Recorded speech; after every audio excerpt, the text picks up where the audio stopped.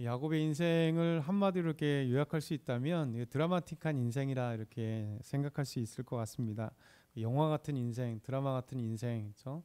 그래서 영화 한 편을 만들어도 그렇죠? 충분히 만들 수 있고 책을 쓴다 해도 몇 권을 쓸 수 있을 만큼 그 인생 자체가 참 드라마틱한 인생 같아요.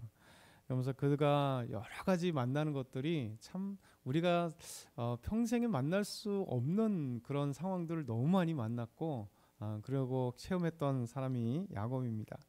이제 세겜에서 하나님께서 이제 야곱에게 말씀을 하시죠. 다시 말씀을 하십니다. 베들로 가라. 그래서 야곱은 밧다람에서 가져왔던 자기 집안에 있던 모든 우상들을 다 이제 파묻어 버리고 베델로 향하게 됩니다. 그리고 베델에서 거주하다가 이제 베델에서 떠나고 또 그 베델에서 가다가 그러니까 세겜에서 베델에서 헤브론 그렇게 쭉 가는 길이 이제 산지길이라고 바로 고대부터 사용된 중요 도로입니다. 그 길을 따라서 가는 거예요. 그러다가 오늘 말씀 어제와 이제 말씀이 이어지는 것이 이제 라헬의 죽음입니다. 그러니까 라헬의 죽음. 에브랏 베들레헴 길에서 이제 라헬은 이제 막내 베냐민을 낳다가 그것에서 죽게 됩니다. 그래서 아이를 낳다가 죽게 되는 이 슬픔의 시간이 야곱과 그 온 가족에게 찾아오는 거죠. 그리고 이제 이 라헬의 무덤을 이제 베들레헴에다가 쓰게 되는 거고 거기다 묘비를 놓았습니다. 지금도 이제 이스라엘 가면 라헬의 가묘라고 하죠. 이스라엘 대부분 다 가묘. 이제 그 진짜 묘는 모르니까 너무 오래됐으니까 없어졌기 때문에 그곳에 이제 가묘를 놓습니다. 그래서 웨스트뱅크 그 철책 안에 그 담벽이 있는데 벽에 약간 이렇게 가면 라헬의 묘가 지금도 이렇게 이스라엘 유대인들은 듣고요. 유대인들은 특별히 현대 유대인들은 이 묘에 상당히 가서 기도를 많이 해요. 그래서 다윗의 가묘, 다윗의 묘에 가서 그곳에서 기도하고 삼손의 가묘, 가짜 묘죠. 그래서 삼손을 기념해서 그곳에 가서 기도하고요. 그렇죠? 요셉의 묘 가서 기도하고 아브라함의 묘 가서 기도하고 이렇게 가장 중요했던 사람들의 묘를 이렇게 만들어 놓고요. 그곳에 이제 가서 기도를 많이 하는 거죠. 그 죽은 사람에게 기도하는 것은 아니고 하나님께 기도하는데 그렇게 믿음의 조상들의 가묘를 만들어 놓고 그 죽은 장소 그곳에 또 헤브론의 그 막벨라 굴에서 지금 막벨라 굴에 이제 그 헤롯이 만드는 거대한 건물이 있는데 그곳에 이제 아브라함부터 시작해서 이삭과 야곱과 다 그곳에 장사 지냈던 묘지이기 때문에 거기서 이제 가묘를 만들고 거기서 기도를 하고 있습니다. 어찌됐든 간에 이렇게 라헬은 야곱이 그렇게 살았던 라헬은 이제 에브랏 그 베들레헴 길에서 이제 죽게 되는 그 슬픔을 가집니다. 그러면서 오늘 말씀 바로 이어지면서 무슨 말씀이 있냐면 르우벤이 서모 비라와 이제 성적인 범죄를 짓게 되는 무서운 죄를 짓게 되는 말씀이 오늘 21절과 22절의 말씀에서 있습니다. 우리 한번 다시 21절과 22절 같이 읽겠습니다. 이스라엘이 다시 길을 떠나 에델 망대를 지나 장막을 쳤더라. 이스라엘이 그 땅 거주할 때에 르우벤이 가서 그 아버지의 첩 비라와 동침함에 이스라엘이 이를 들었더라. 야곱의 아들들은 12이라. 아멘.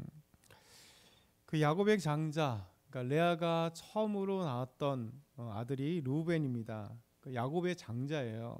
르우벤이 정말 태어날 때는 기대를 한 몸에 받고 태어난 아들입니다. 누구의 기대요? 레아의 기대.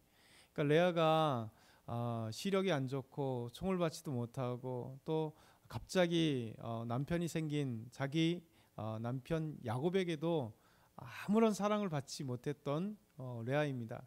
근데 하나님께서는 그렇게 시력이 좋지도 않고 사랑받지도 못하고 천덕꾸러기 같은 레아를 하나님이 참 마음을 쓰세요.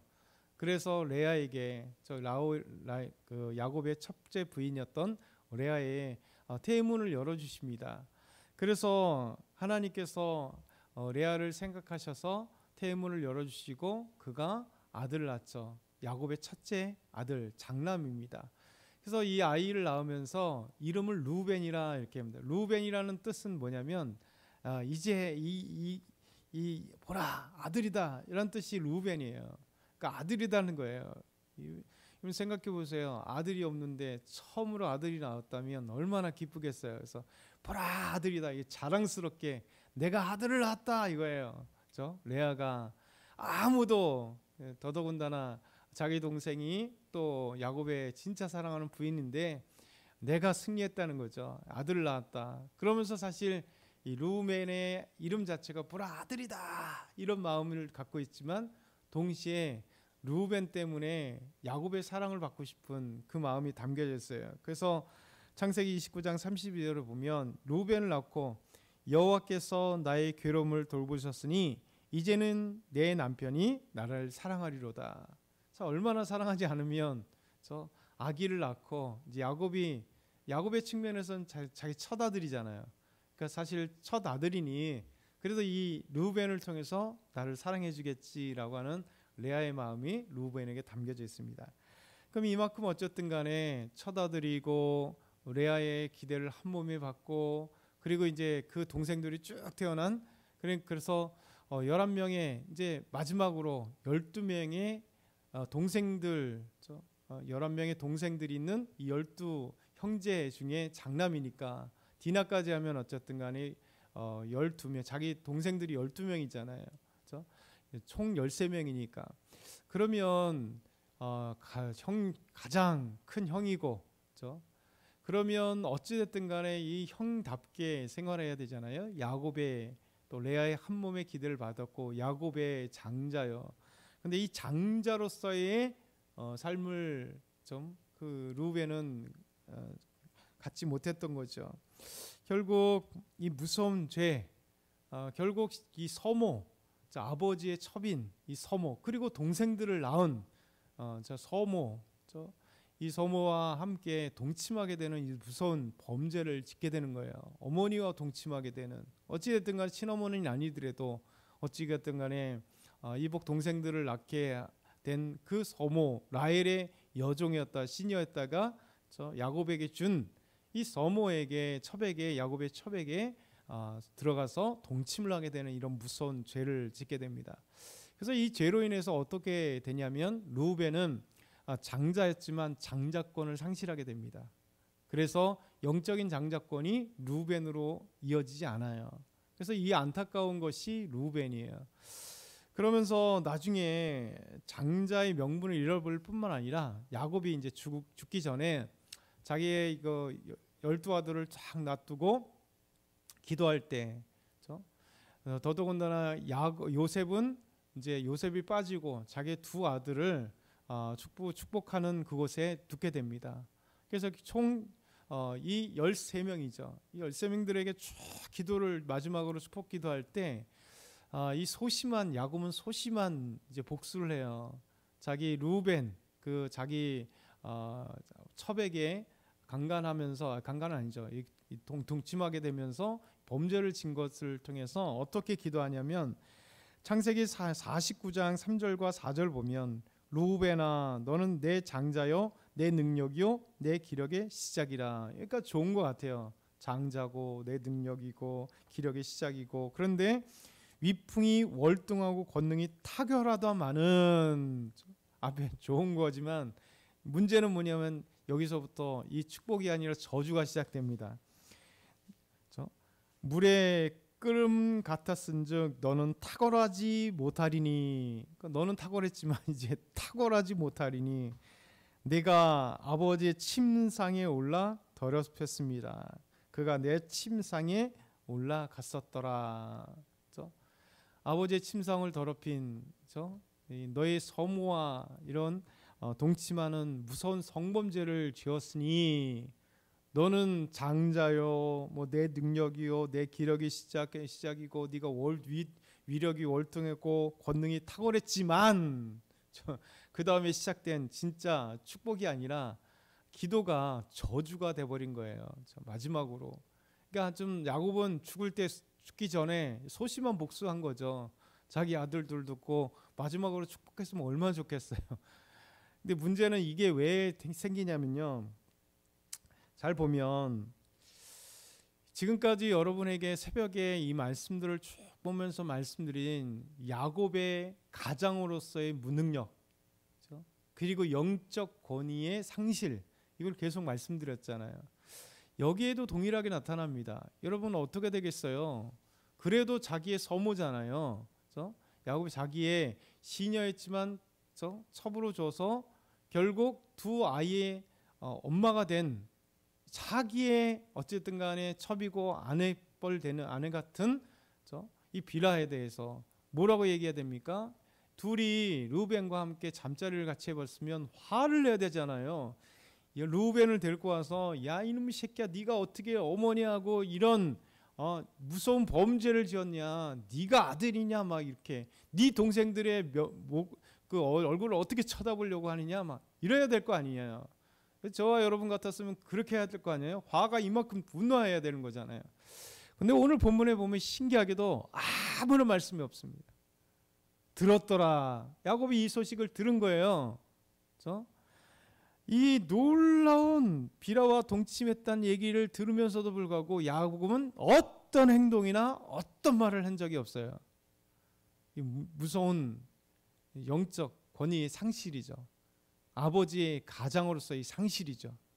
그러니까 성경 계속해서 야곱의 이 연약함을, 근데 되게 이게 중요하잖아요. 그렇게 하는데도 이 인간으로서 별 볼 일 없는 것 같은 이 야곱을 모습을 보면서도 하나님은 계속 찾아오셔서 말씀해 주시고 복 주시겠다 하시고 이끌어 가주시고, 그래서 이거 참 이 야곱의 기사를 보면 하나님의 위대하심이 다시 한번 보여집니다. 이 무능력한 자를, 이 연약한 자를, 인간의 괴력이고 이 간사함이요, 참 이런 것은 탁월한 야곱인데 신앙이 본받을 거 아무것도 없는 것 같은데 그럼에도 하나님께서 찾아오셨다. 오늘 이렇게 르우벤이 야곱 아버지의 첫 비라와 동침하는 이 사건 속에서 참 영적인 권위의 상실과 이 가족, 이게 아버지가 권위가 상실되니까 그냥 가족 관계가 무너져 버리는 이 모습을 우리에게 보여주는 것이죠. 두 번째는요, 중요한 것을 또 한번 잠깐 언급해 주고 있어요. 곧 죽을 것 같았었던 이삭, 자기가 눈이 흐려지고 그래서 이제 뭐라고 얘기합니까? 에서에게 내가 죽기 전에 너에게 축복하고 싶다. 그래서 내가 맛있는 음식 평소에 먹던 것 그렇게 우리 한번 잡아와서 들짐승을 잡아와서 고기를 해줘. 내가 먹고 마음껏 축복할게. 이렇게 했잖아요. 이삭이 자기가 죽을 것 같이 생각했잖아요. 근데 오늘 본문에 보면 이삭이 야곱이 지금 갈 때까지 살아 있었다는 거예요. 그러면 적어도 몇 년입니까?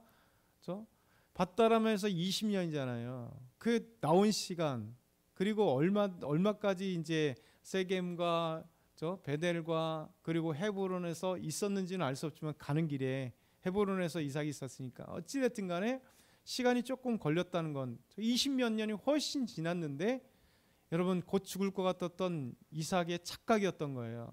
그러니까 인생의 미래를 몰랐던 거예요. 오늘 말씀 보시죠. 우리 27절부터 29절 마지막으로 읽겠습니다. 시작. 야곱이 기랏 아르바의 마므레로 가서 그의 아버지 이삭에게 이르렀으니 기랏 아르바는 곧 아브라함과 이삭이 거류하던 헤브론이더라. 이삭의 나이가 180세라.